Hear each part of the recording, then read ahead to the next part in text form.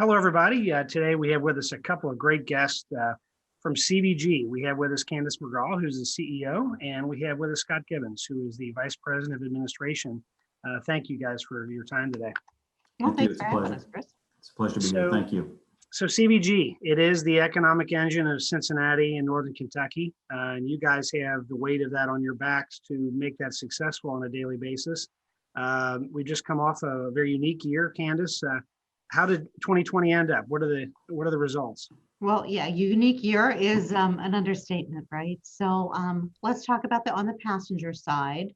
We finished at about 40% of the passengers we had in 2019. So our passenger business was off by 60%. But hopefully that'll rebound in 2021, and we can talk about that. On the cargo front, however, it was another tremendous year. Our cargo rose about 16% over the prior year in 2019. So all told, over the last 5 years, we've had about a 75% growth in cargo. So wow. E-commerce continues to boom at CVG. Unbelievable.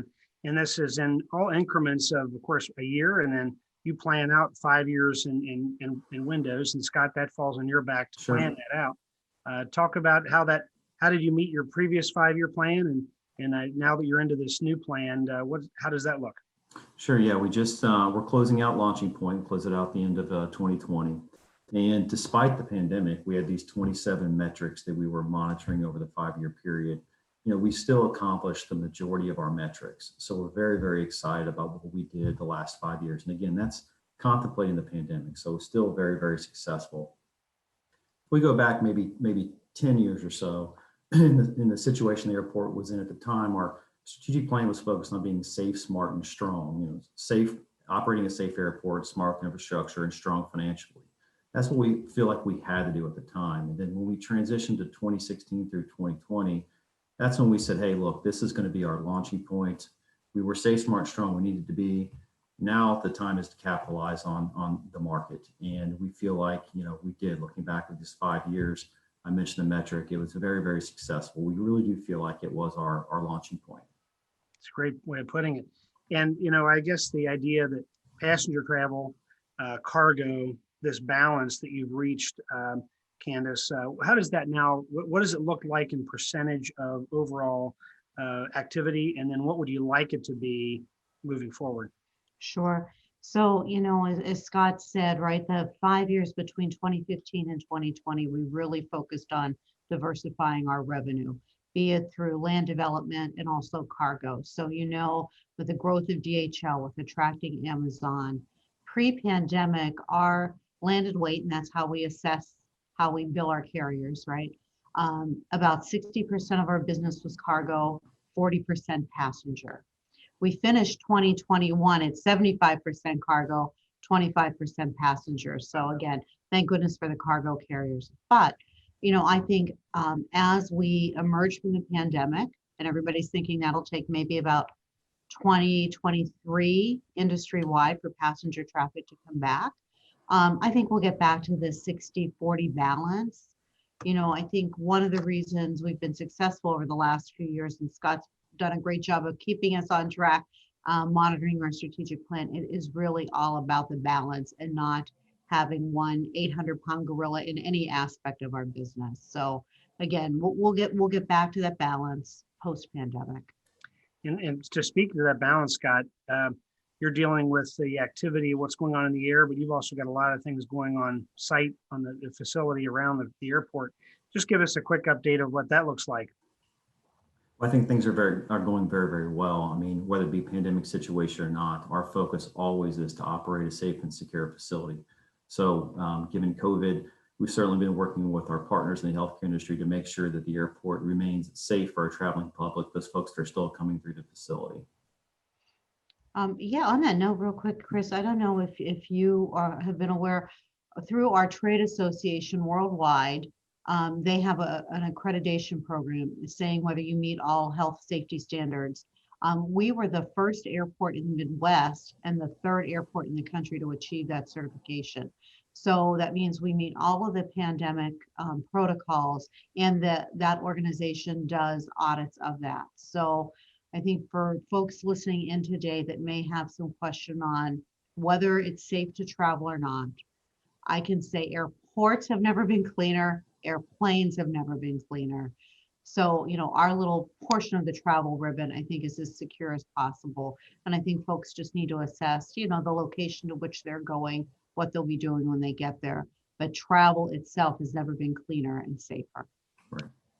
Yeah, I can speak for the fact I've flown a couple of times since the beginning of the pandemic and will be shortly, and have been very impressed by really all the airlines, and of course the management of the terminal has been fantastic. So great job on that area as well. Well, thank you. I have to say, our housekeeping staff have gone above and beyond this whole time. They're a great group of folks who actually, is worried about sort of attendance plummeting during all of this. Actually, it improved overall. I think our folks have shown up in full force every day to handle the situation. That's fantastic. Well, the other part of it, Scott, is physical construction. You've got amazing things going on there. Just give us an update on where all that stands. Sure. If we go back to launching point in 2016, when we were planning for this, the next 5 years, at that time we had, Terminal 1, Terminal 2, and Concourse C. We knew obviously that those would need to be demolished. And Terminal 1 and Terminal 2, when they were demolished, made way for our state-of-the-art consolidated rental car facility, which if you folks have flown to the airport, you see it as you're approaching the facility. It's going to be beautiful. And I believe, Candace, it's slated to open this summer, I believe so. So we're very, very I'm excited. saying fall, just to give us a little bit of time, but yeah, late summer, early fall. Okay. Yeah, so that was built in the strategic plan. That was one of our, 5 success defining measures. And we're very excited to have that facility opening. And as everyone knows, we also have other construction happening on the airport with the Amazon development and that sort of thing. So we're very excited about what's happening. And again, always go back to the strategic plan. When we were sitting there in 2015 writing this, we talked about construction of the Conrack, which knew would be difficult. But we also talked about the development of our land. And that was one of our success defining measures. And so we have this Amazon development, we leased this land. So we had a plan and we executed on it. We're very excited to see it come to fruition. And I guess for those who might watch this, tell us, why does that matter? Why does balance between cargo and air personal travel, and why does development of land? Why should Northern Kentuckians and Cincinnatians think that's a good idea? Why is that important for the airport? Well, sure. So we're a business like every other business, right? We have to meet our payroll, pay overhead. We do not take tax dollars. We actually contribute back into the economy. To that point, I know, Scott, one of the measures we have is our economic impact in the community, which pre-pandemic in 2018 was $6.8 billion a year. Well, the other thing we have to do is we have to attract airlines to come here, et cetera. By diversifying our revenue, we make sure we have a sustainable revenue stream. Thankfully, during the pandemic, we had all this land we had developed. We still are receiving rent payments where other airports are similarly sized don't have that income, right? They are already dipping into their financial reserves. They've had to lay off people, et cetera. Because we've been fiscally prudent and because we have a diversified revenue stream, we've been able to weather this pandemic better, I would say, than airports similarly situated than us. So really, it's like your listeners, any business they participate in or operate, it's all about paying attention to your customers, but having a wide number of customers. Absolutely. So as we wrap up, guys, there's so many things we could talk about and the great successes, and when people drive out and see the construction, experience the flights, whether hopefully just someplace warmer sometimes or to business, and doing that safely. Looking forward, if there was one thing you would like to have the community know about CVG today that they might not otherwise know, what would it be? And I'm going to ask you, Scott, to go first. I'll say this. I'm always going to go back to strategic plan. What I want the folks to know is that as we go into these next 5 years, our focus is going to be the catalyst that transforms our region. That is our vision for the future, and we're serious about it. And we're executing a plan right now as we speak to become that catalyst to transform the region. And the staff, what are we doing? Is our focus is always going to be to redefine and elevate the role of an airport. We're going to begin the process of actually continuing the process of acting like a business and delivering on the strategic plan for the community. Well said, Candace. Yeah, I would echo what Scott says in terms of, I think folks don't appreciate us as the business we are, right? And our focus is to be here for the community now and into the future.